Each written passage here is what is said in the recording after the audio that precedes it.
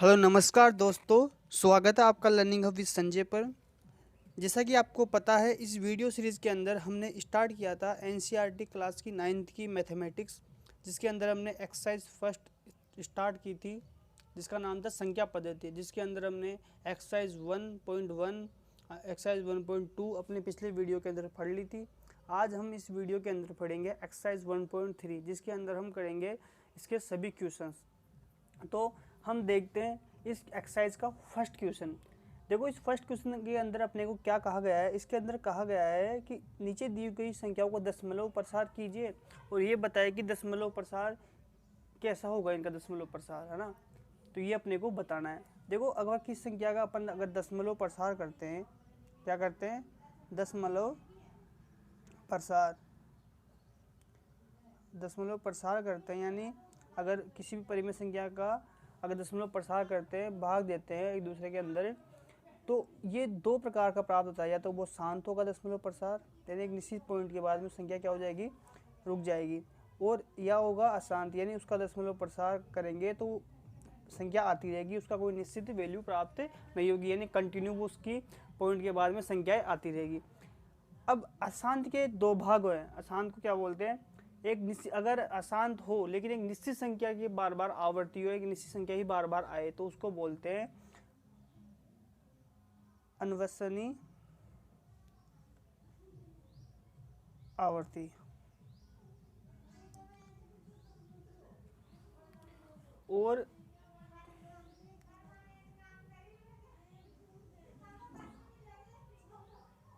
अनवसनीय आवर्ती, और इसको बोलते हैं अनावर्ती, यानी किसी एक भी निश्चित संख्या की आवर्ती ना हो तो वो अनावर्ती। ठीक है, दो प्रकार से होते हैं दशमलव प्रसार, तो अनसावनीय आवर्ती और अनावर्ती, यानी एक निश्चित संख्या की आवर्ती हो और एक निश्चित संख्या की आवर्ती ना हो। ठीक है, दशमलव प्रसार दो तरीके से होगा।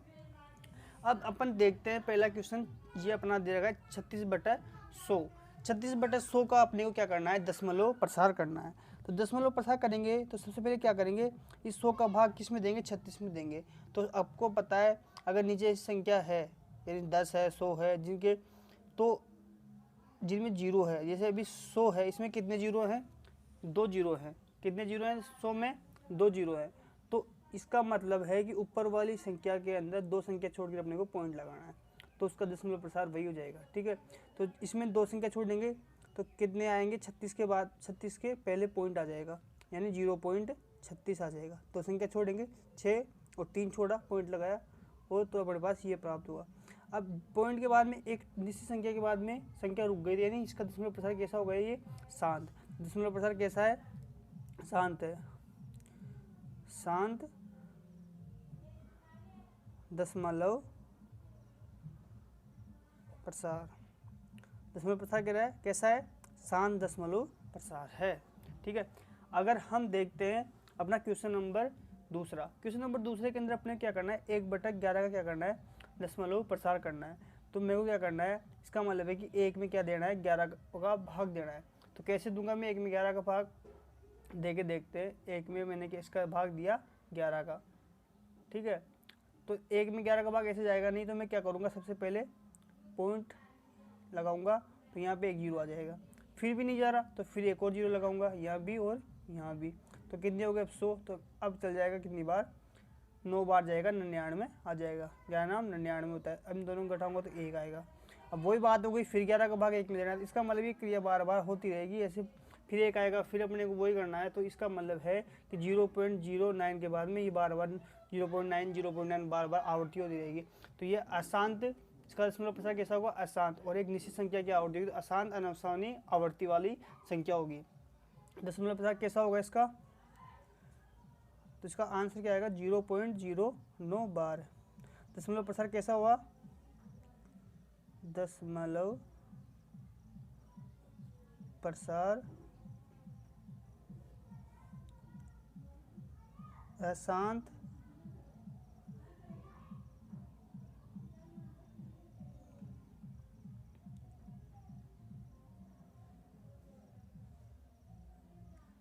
आवर्ती होगा, यानी अनावसनीय आवर्ती इसका दशमलव प्रसार होगा। समझ में आया। अब देखते हैं अपना 4 से 1/8 का दशमलव प्रसार। 4 से 1/8 के अंदर क्या करना है अपने को, पहले सबसे पहले तो इसको भिन्न रूप में लिखना है, इसको थोड़ा सॉल्व करना है। देखो इसको सॉल्व कैसे करते हैं, सबसे पहले क्या करेंगे 8 को 4 से गुणा करेंगे तो 8 चौक 32, फिर इसमें 1 जोड़ेंगे कितना आएगा 33, तो 33/8। तो 33/8 को क्या करेंगे हम,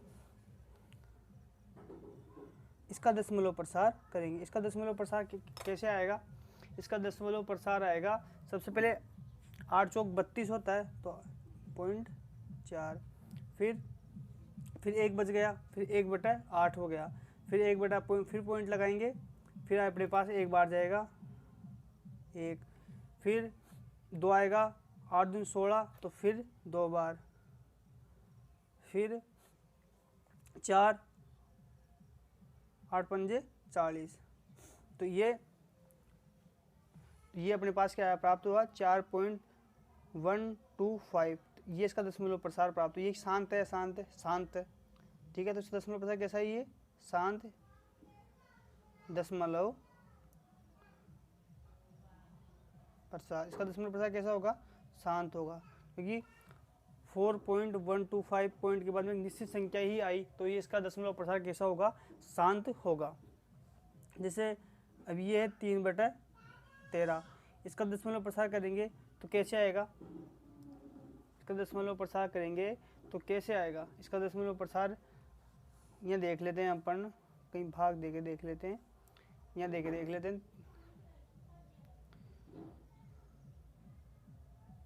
13 का भाग 3 के अंदर देख लेते हैं। तो सबसे पहले 13 का भाग ऐसे जाएगा नहीं तो क्या लगाएंगे अपन, पॉइंट लगाएंगे, तो कितना आएगा यहाँ पे 0.0। अब 13 दूना 26 तो 26, फिर क्या आएगा 4, फिर क्या लगाएंगे यहाँ पे पॉइंट लगाएंगे, यहाँ पे 0 पॉइंट है, फिर क्या आएगा 3 बार जाएगा 33 39, फिर अपने पास क्या बचेगा 1 बचेगा, फिर 1 में से जाएगा नहीं, फिर अपन क्या लगाएंगे यहाँ पे 0, तो भी नहीं जा रहा, फिर एक और 0 लगाएंगे तो फिर यहाँ भी 0 लगाना पड़ेगा, तो फिर 7 बार जाएगा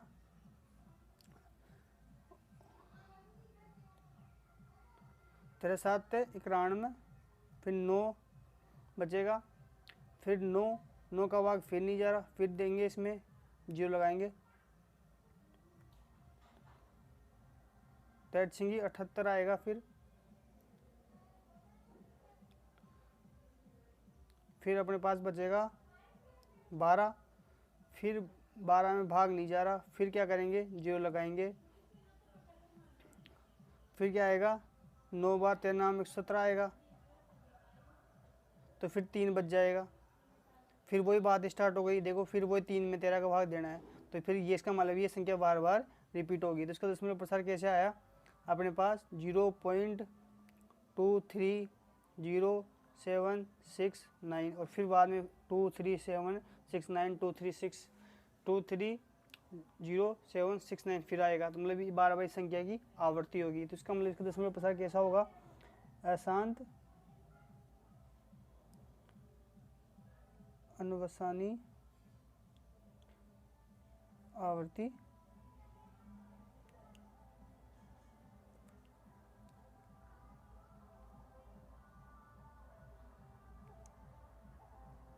दशमलव प्रसार होगा। ठीक है, अब देखते हैं अपन अपना नेक्स्ट क्वेश्चन, जिसके अंदर अपने क्या करना है 2/11 का दशमलव प्रसार बताना है। 2/11 का दशमलव प्रसार कैसे होगा, वही बात है 2 में किसका भाग देना है अपने को, 2 में किसका भाग देना है 11 का भाग देना है, तो ऐसे जाएगा नहीं तो क्या लगाएंगे 0 पॉइंट, फिर 0 लगाएंगे, फिर कितनी बार जाएगा 1 बार, तो 1 बार में कितना आएगा 11, फिर 9 रह गया, फिर है ना, फिर नहीं जा रहा तो फिर यहाँ पे लगाएंगे 0, फिर कितना आएगा 8, तो कितना आएगा 88, फिर 2, और कोई बात हो गई 2 में फिर 11 का बाद तो मतलब 12 बार 18 की क्या होगी आवृत्ति होगी। तो इसका दशमलव प्रसार क्या होगा 0.18 और 0.18 बार 1818 आएगा, तो इसका मतलब इसकी बार बार क्या होगी आवृत्ति। इसका दशमलव प्रसार कैसा हो गया, अशांत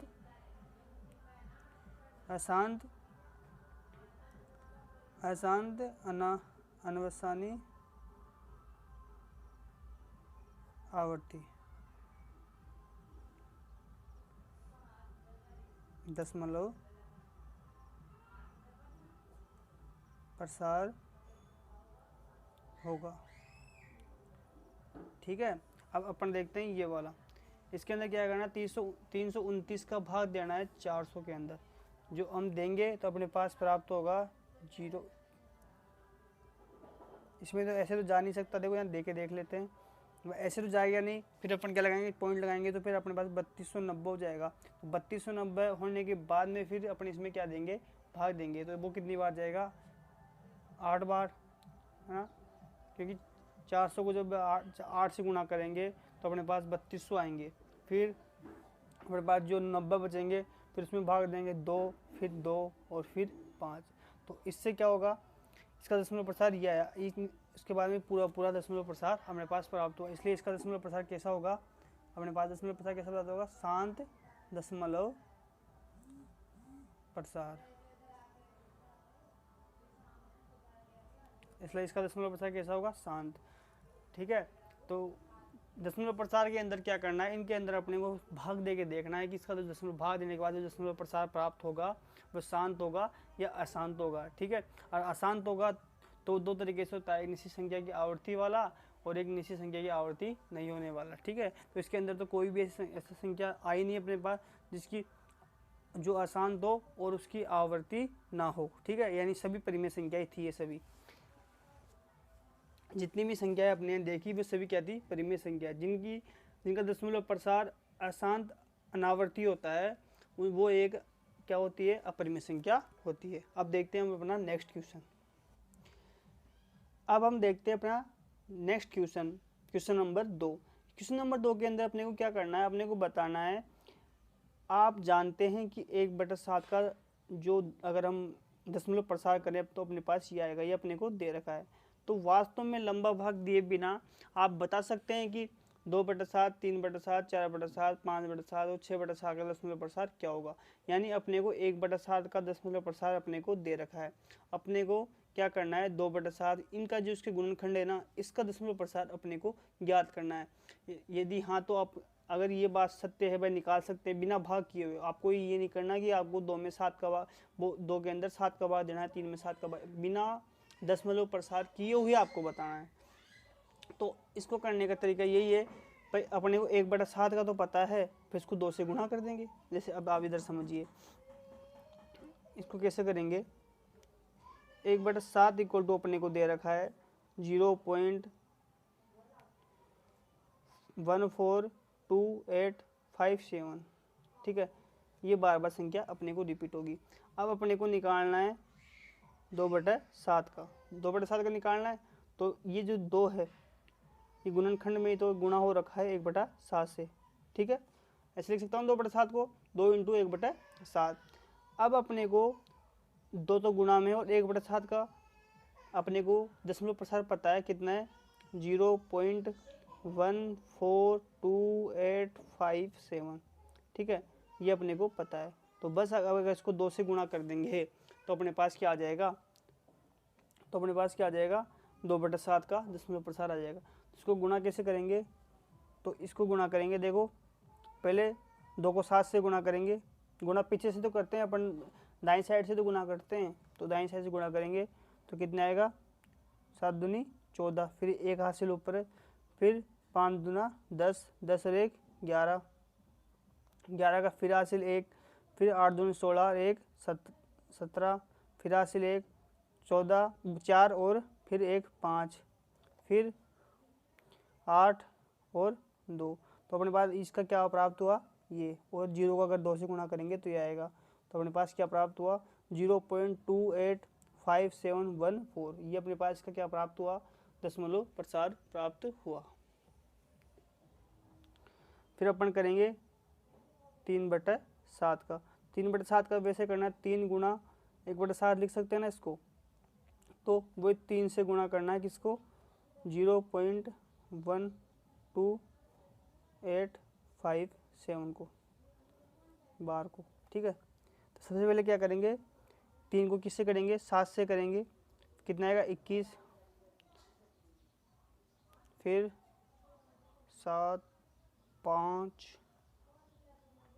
8, 2, 4 और फिर 0.0 और ये बार। समझ आया? अपन ने 3 को इससे गुणा किया और फिर 3 को 0 से करेंगे तो 0 आएगा। तो इससे क्या करने पे क्या होगा, 3/7 का अपने को दशमलव प्रसार प्राप्त हो गया। फिर अपने को निकालना है 4/7 का। तो 4/7 का हम 4 गुणा 1/7, वो 4 को गुणा करना है 0.142857 से। ठीक है, तो वैसे ही करना है इसको भी। 4 को किससे गुणा करना है, इससे गुणा करना है। तो 7 चौक 28, 28 का 2 हासिल, फिर उसके बाद में 5 चौक 20 और 2 22, 22 का 2 हासिल 2, 8 चौक 32 और 2 34, 34 के 4 हासिल 3, फिर 4 दूना 8 और 3 11, 11 के हासिल 1, फिर 1, 4 चौको 16 और 1 17, फिर हासिल 1 और फिर 4 और 1 ये 5 और फिर पॉइंट, और फिर जब 4 को 0 से गुणा करेंगे 0, बाकी ये बिल्कुल ऐसे कैसे अपने पास रिपीट हो जाएगा। तो अपने पास का दशमलव प्रसार क्या प्राप्त हुआ, ये प्राप्त हुआ। अब अपन करेंगे 5/7 का दशमलव प्रसार। 5/7 का दशमलव प्रसार कैसे होगा, वही 5 को गुणा लिखेंगे और 1/7 को गुणा करेंगे। 5 को गुणा करेंगे, अब 1/7 की जगह अपन लिख देंगे 0.12857। अब इसको गुणा करेंगे तो अपने पास जो प्राप्त होगा वो प्राप्त होगा 0.724285। ठीक है, उसी तरीके से जब अपन इसको 6/7 का निकालेंगे तो वही 6 से गुणा करेंगे 1/7 को। अब 6 का 1/7 का अपने को पता ही है 0.12857। जब इसको 6 से गुणा करेंगे तो अपने पास प्राप्त होगा 0.857142। तो इससे अपन पता लगा लिए, इसने क्वेश्चन में बोला कि आप दशमलव प्रसार किए बिना इसका दशमलव प्रसार ज्ञात कर सकते, जो अपने इसमें क्वेश्चन में अपन ने ज्ञात कर लिया। ठीक है, क्योंकि ये सभी क्या है, सभी जो संख्या थी 1/7 की गुणनखंड के रूप में थी, गुणा के रूप में थी कि संख्या के, तो हमने 1/7 का पता था, जो संख्या अपने को दे रखी थी उससे उनको गुणा कर लिया 1/7 के दशमलव प्रसार से। ठीक है, अब हम देखते हैं क्वेश्चन नंबर 3। देखो क्वेश्चन नंबर 3 के अंदर अपने को क्या करना है, अपने को नीचे कुछ संख्या दे रखी है, इसको P/Q के रूप में व्यक्त करना है, और यहाँ पे Q = 0 है और P और Q एक पूर्णांक संख्या है। ठीक है, तो सबसे पहले क्या करेंगे, अपन इसको क्या करेंगे, दशमलव प्रसार में जो P/Q के रूप में लिखना है, वो संख्या मानो, इस संख्या को मैंने एक वेरिएबल मान लिया अक्स, 0.6 बार लगा हुआ है इसके ऊपर, यानी ये 6 बार रिपीट हो रहा है, ये इसमें दिखाया गया है। अब हमें क्या करना है, इसको क्या करना है, इसको दशमलव प्रसार मतलब इसको P/Q के रूप में लिखना है। तो सबसे पहले मैं क्या करूँगा, अगर मेरे ऊपर आपको ये जो संख्या दे रखी है उसके ऊपर अगर एक संख्या पे बार दे रखा है तो 10 से, 2 संख्याओं पे बार दे रखा है तो 100 से, और 3 संख्या पे बार दे रखा है तो 1000 से गुणा करेंगे इस संख्या को। तो इसको क्या करेंगे, मैं 10 से गुणा करूँगा, 10x प्लस, अब इसको 10 से गुणा करूँगा तो ये पॉइंट है ना एक आगे खिसक जाता है, तो ये आ जाएगा यहाँ पे 6 पॉइंट, ये पॉइंट यहाँ आगे जाएगा तो 6 पॉइंट, फिर 6 आ रहा है ना बार बार, तो 6.6 बार हो जाएगा। समझ में आया, ये पॉइंट एक आगे खिसक जाएगा, बाद में भी 6 आ रहा है तो फिर ये 6.6 बार हो जाएगा। मैं यहाँ लिख दूंगा दोनों तरफ 10 से गुणा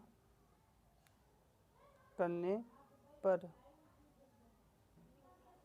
ठीक है, अब मैंने ये क्वेश्चन अपना फर्स्ट और सेकंड, अब equation second minus equation first, अपन इक्वेशन में फर्स्ट और सेकंड क्या करेंगे, माइनस करेंगे, तो अपने पास क्या प्राप्त होगा, जैसे 10 अक्ष में से एक अक्ष गया तो कितना प्राप्त होगा, 9 अक्ष प्राप्त होगा। ठीक है, और इधर से जब मैं घटाऊंगा तो देखो इधर पॉइंट के बाद में 6 बार तो कट ही जाएगा, तो और 6 में से 0 जाएगा तो 6 ही बचेगा, तो यहाँ पे क्या बचेगा 6।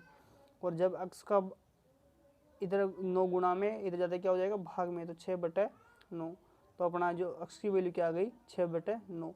यानी अपन जो अक्ष माना था 0.6 बार, ये इसको किस अगर अपन P/Q के रूप में लिखे तो कैसे लिख दिए, 6/9 के रूप में लिख दिया। समझ में आया, बस यही करना था इस क्वेश्चन के अंदर। जैसे अभी जो अपना ये फर्स्ट क्वेश्चन था, अभी तक अपना सेकंड देख लेते हैं। सेकंड के अंदर क्या करना है, वही एक संख्या दे रखी है 0.47 बार। ठीक है, अब अपने को क्या करना है, एक संख्या में बार दे रखा है तो मैंने क्या 10 से गुणा करना है। तो सबसे पहले क्या करेंगे, यहाँ पे 10 अक्ष, और वही अगर पॉइंट 10 से गुणा करूँगा तो एक संख्या इधर चल जाएगा, अगर 100 से गुणा करता तो 2 चल जाएगा, अगर 1000 से करूँगा तो 3 संख्या छोड़ के पॉइंट लग जाता है, अगर 10 से गुणा करूँगा तो पॉइंट एक संख्या आगे खिसक जाएगा, तो यहाँ क्या आ जाएगा 4.7 बार। अब जो इसको आगे बढ़ाएंगे,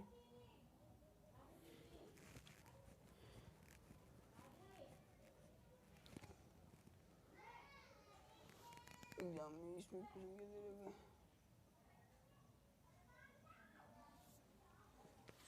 कुछ और दे रखा होगा।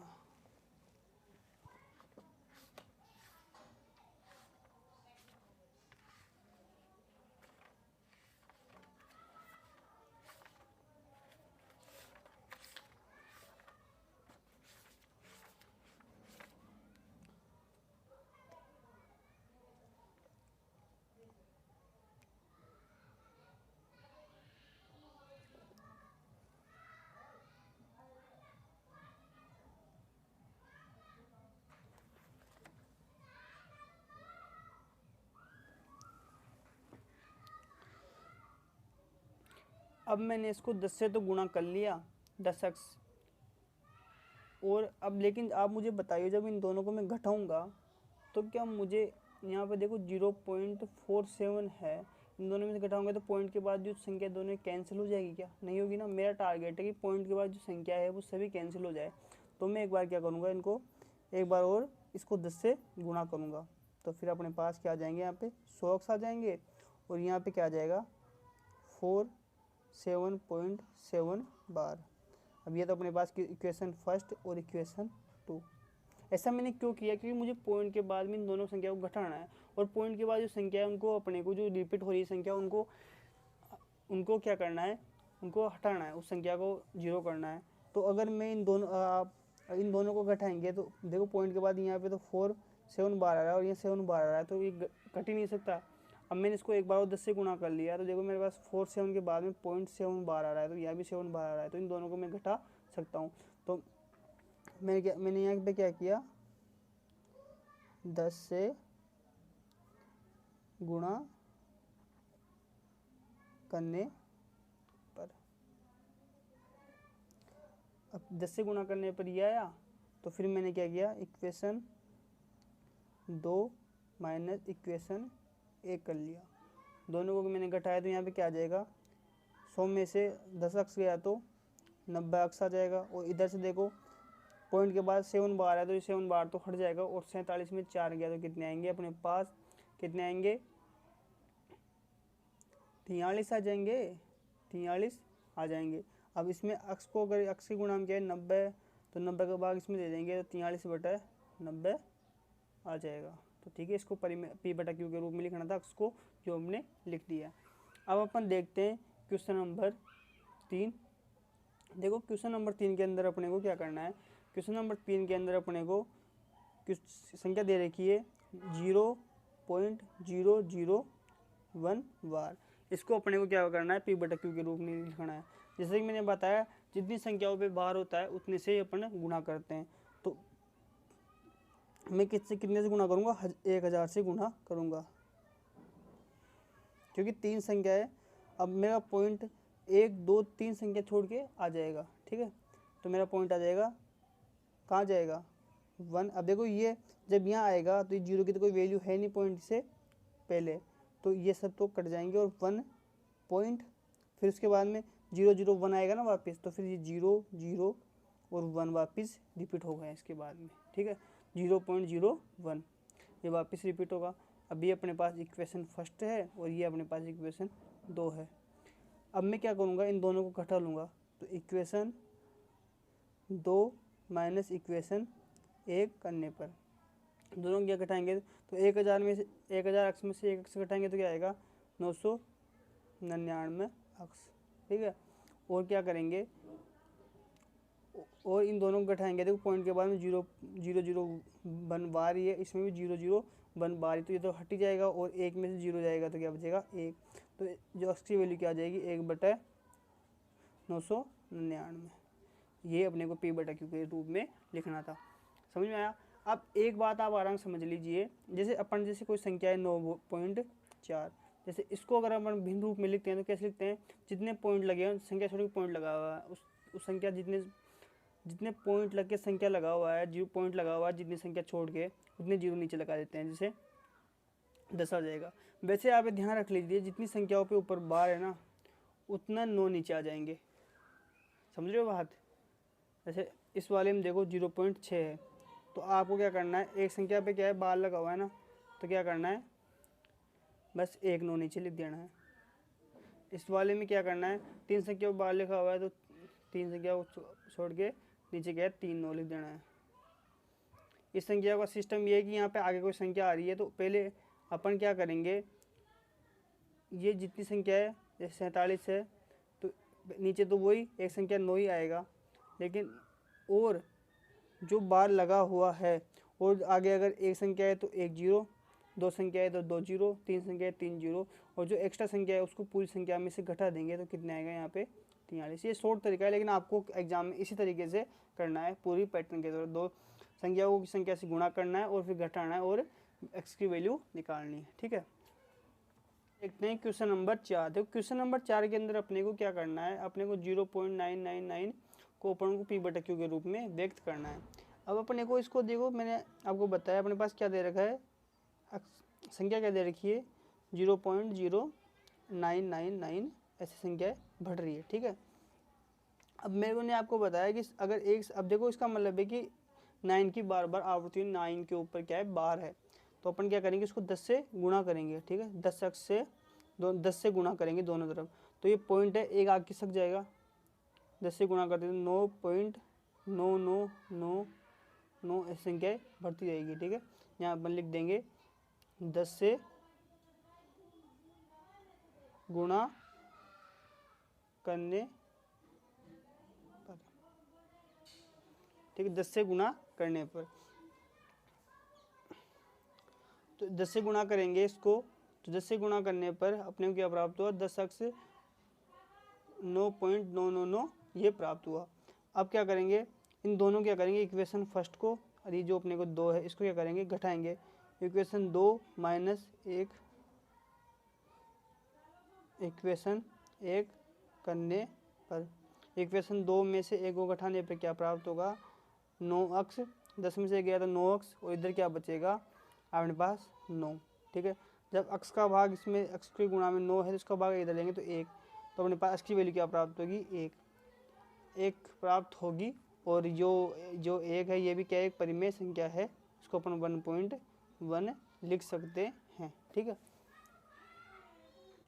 अब हम देखते हैं क्वेश्चन नंबर 5। क्वेश्चन नंबर 5 के अंदर अपने को क्या करना है, अपने को बताना है 1/17 का क्या करना है दशमलव प्रसार करना है, और इसको बताना है कि दशमलव प्रसार करते हैं तो कितनी संख्या के बाद में पुनरावृत्ति होती है, यानी उसका दशमलव प्रसार अशांत प्राप्त होगा, तो वो अशांत बाद में फिर जब उसकी आवृत्ति होगी संख्याओं की जो अशांत संख्या है तो कितनी संख्या के बाद में होगा, ये अपने को बताना है। इसका मतलब इसका दशमलव प्रसार अपने को करना है। तो सबसे पहले 117 के अंदर क्या करेंगे 1/17 के अंदर क्या करेंगे 17 का भाग इसमें देंगे 1 के अंदर देख के देखते हैं, 17 का भाग किसके अंदर देंगे अपन 1 के अंदर देते हैं, तो ये देखो ऐसे जाएगा नहीं, तो अपन क्या करेंगे 0 लगाएंगे 0 पॉइंट, फिर यहाँ पे भी 0 लग जाएगा, फिर भी नहीं जा रहा, फिर यहाँ पे जो लगाएंगे, फिर यहाँ पे जल देना है। तो अब जाएगा कितनी बार, 5 बार, 17 5 85 होता है। फिर घटाएंगे तो अपने पास क्या आएगा, 15। अब फिर 15 का, फिर 15 में नहीं जा रहा, फिर 0 लगाएंगे, फिर 0 लगाएंगे तो अब 17 का भाग फिर 150 में देना है। तो फिर जाएगा 8 बार, 8 बार में कितना आएगा, 136 आएगा अपने पास। फिर इन दोनों को अपन अगर घटाएंगे तो अपने पास प्राप्त होंगे 4 और 14। अपने पास 14 प्राप्त हुई, फिर 14 में भाग नहीं जा रहा, फिर अपन क्या करेंगे, 0 लगाएंगे। फिर 17 का भाग 140 के अंदर देंगे तो अपने पास फिर 8 बार में जाएगा, वही 136 आएंगे। फिर घटाएंगे 4 आएगा, फिर 4 में नहीं जा रहा, फिर जो लगाएंगे, 17 दूना 34 हो जाएगा। फिर 34, फिर अपन क्या करेंगे, यहाँ पे घटाएंगे 6 आएगा। अब 6 का भाग फिर 6 में फिर नहीं जा रहा, फिर 0 लगाएंगे, 17 3 51 आएगा, फिर यहाँ पे 51, फिर यहाँ पे करेंगे तो अपने पास प्राप्त होगा 9। फिर 9 करेंगे घटाने के बाद, फिर 9 में फिर लगाएंगे 0, फिर भी भाग नहीं जा रहा, तो फिर 9 का भाग 17 का भाग 90 में देंगे तो 17 5 वही 85, 17 5 85। फिर घटाएंगे तो कितना आएगा, 5। फिर 5 में नहीं जा रहा तो फिर 0 लगाएंगे, 17 दूना फिर 34 आएगा। फिर यहाँ पे घटाएंगे तो फिर वही अपने पास कितना आ जाएगा, 16। फिर 16 आ जाएगा तो फिर अपन क्या करेंगे, इसमें 0 लगाएंगे, फिर भाग देंगे तो फिर अपने पास जाएगा कितनी बार, 153 आएगा। कितनी बार आएगा, 153, 9 बार 153 आएगा। कितने बचेंगे शेषफल, 9 बचेंगे। फिर अपन क्या करेंगे, इसमें 0 लगाएंगे, 0 लगाएंगे तो फिर 90 में भाग देंगे, वही 90 में भाग देंगे तो अपने पास प्राप्त होगा, इन दोनों को घटाएंगे तो अपने पास कितने प्राप्त होंगे, 7 प्राप्त होंगे। ठीक है, इस क्या प्राप्त होंगे, इन दोनों घटाएंगे तो 7 प्राप्त होंगे। फिर 7 में भाग देंगे तो वही भाग नहीं जा रहा, फिर 0 लगाएंगे, फिर भाग देंगे तो फिर अपने पास 68 प्राप्त होंगे। 4 बार में 17 चौकू 68 होता है, तो 68 अपने पास प्राप्त हो जाएंगे। फिर दोनों को घटाएंगे तो कितना आएगा, 2। फिर 2 में भाग देंगे, भाग नहीं जाएगा तो फिर क्या लगाएंगे, यहाँ पे 0। अब 0 में लगाने के बाद फिर जाएगा 1 बार, 17 आएंगे और फिर घटाएंगे 3 आएंगे। कितनी बार आएगा, यहाँ पे 1।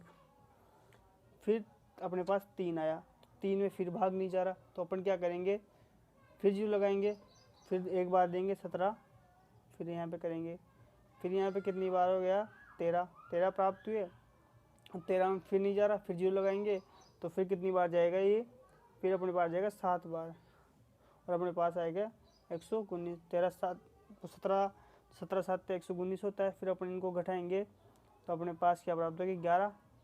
फिर 11 में नहीं जा रहा, फिर 0 लगाएंगे, फिर देंगे भाग तो अपने पास आएगा 6 बार, 17 चौकू 17 छक्की 102। फिर अपने पास क्या प्राप्त होगा, 8।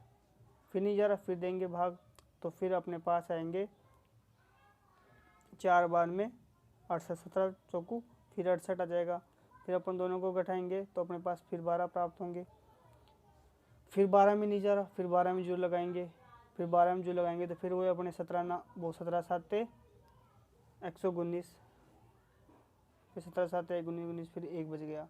तो यानी अपन ने जहाँ से स्टार्ट किया था वही बात पूछ गए भाई, जहाँ वो पहले भी 1 में 17 का भाग 1 में देना था और अभी वही बात 17 का भाग 1 में देना, यानी इसका अब इसके बाद में संख्या बार बार फिर ऐसे की ऐसे रिपीट होगी, यानी ये संख्या बार बार रिपीट होगी।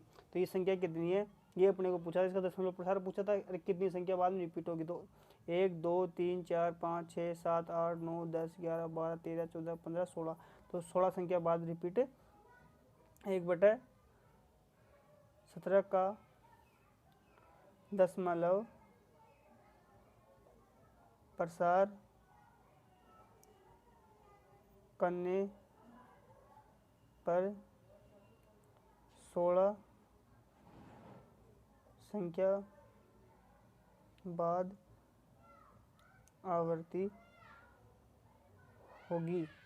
ये अपने को क्वेश्चन में पूछा गया था। ठीक है, अब अपन देखते हैं, अब अपन देखते हैं क्वेश्चन नंबर 6। क्वेश्चन नंबर 6 के अंदर अपने क्या पूछा गया है, पी बटा क्यू के रूप में परिमेय संख्याओं के अनेक उदाहरण दीजिए। मैंने पी बटा क्यू के रूप में अपने कुछ संख्या बतानी है जहाँ पी और क्यू पूर्णांक है और एक के अतिरिक्त अन्य कोई उभयनिष्ठ गुणनखंड नहीं होना चाहिए। मैंने उनका जो उभयनिष्ठ गुणनखंड, एक के अतिरिक्त कोई दूसरी संख्या का उसमें भाग नहीं जाना चाहिए, उसका गुणनखंड नहीं होना चाहिए, और जिसका दशमलव प्रसार क्या हो, शांत हो। क्या हो, दशमलव प्रसार शांत प्राप्त हो। इस संख्या अपने को लिखनी है। तो अपने को एग्जाम्पल पूछा हुआ है, तो अपन लिख सकते हैं जैसे 2/5, 2/5 हुआ, 9/2 हुआ, 7/4 हुआ, 17/10 हुआ, 12/5 हुआ। ऐसी बहुत सी संख्याएं हैं, ऐसी बहुत सी संख्या जिनका दशमलव प्रसार क्या होगा, शांत हो रहा है। इसके अंदर एक के अलावा किसी संख्या का भाग नहीं जाता है, तो वे क्या हो गई, ये सब ऐसी परिमेय संख्या हो गई। तो इसलिए यहाँ लिख सकते हैं ऐसे बहुत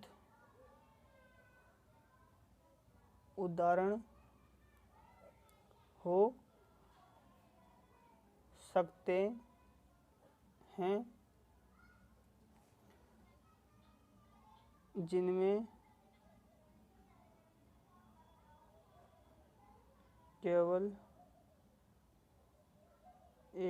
केवल एक का भाग जाता है तथा दशमलव शांत आता है। अगर हम दशमलव प्रसार देंगे 2/5 का क्या होगा, 2/5 का दशमलव प्रसार होता है 0.4। इसका देखें किसका, 9/2 का, तो 9/2 का दशमलव प्रसार होगा 4.5। और अगर अपन देखें 7/4 का, 7/4 का होगा 1.75। और अगर हम देखें 17/10 का, तो कितना होगा 1.7। और अगर हम देखें 12/5 का, तो इसका होगा 2.4। ठीक है, तो इस तरह इसका दशमलव क्या हो जाएगा, इन संख्याओं का दशमलव प्रसार हो जाएगा। तथा जिन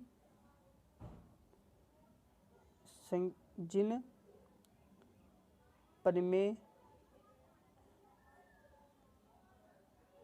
संख्याओं के क्यू का गुणनखंड 29 या 59 या 2n × 5n के रूप में हो, उनका दशमलव प्रसार शांत होता है। ऐसी संख्या का दशमलव प्रसार क्या होता है, अपने पास शांत ही प्राप्त होता है। ठीक है, तो आपको ये संख्या आपको समझ में आई होगी। अब अपन देखते हैं क्वेश्चन नंबर 7। क्वेश्चन नंबर 7 के अंदर अपने को क्या बोल रहा है, ऐसी 3 संख्याएं लिखी है जिनके दशमलव प्रसार अनावर्ती, अनवसानी अनावर्ती, यानी इनकी क्या ना हो, संख्या की आवर्ती ना हो, और अशांत भी हो। दशमलव प्रसार कैसा हो, अशांत अनावर्ती हो। तो ऐसे एग्जाम्पल हम बहुत सी संख्या लिख सकते हैं, जैसे √2 है, √3 है, √5 है। ऐसी रूट में सभी संख्याएं अशांत अनावर्ती होगी जिनका दशमलव प्रसार अशांत अनावर्ती होगा, जिनका पूरा रूट नहीं निकल सकता। ये सभी अपरिमेय संख्याएं होती है। ऐसे काफ़ी एग्जाम्पल है। क्वेश्चन नंबर आप देखते हैं हम क्वेश्चन नंबर 8। क्वेश्चन नंबर 8 के अंदर अपने को बताना है 5/7 और 9/11 के बीच में अपने को 3 अलग अलग परिमेय संख्याएं अपरिमेय संख्याएं बतानी है। तो इनके लिए सबसे पहले हम क्या करेंगे, 5/7 का और 9/11 का दशमलव प्रसार करेंगे, और इनसे फिर बीच में जो संभव है संख्याएं, जो अपरिमेय संख्या है, उनको लिखेंगे।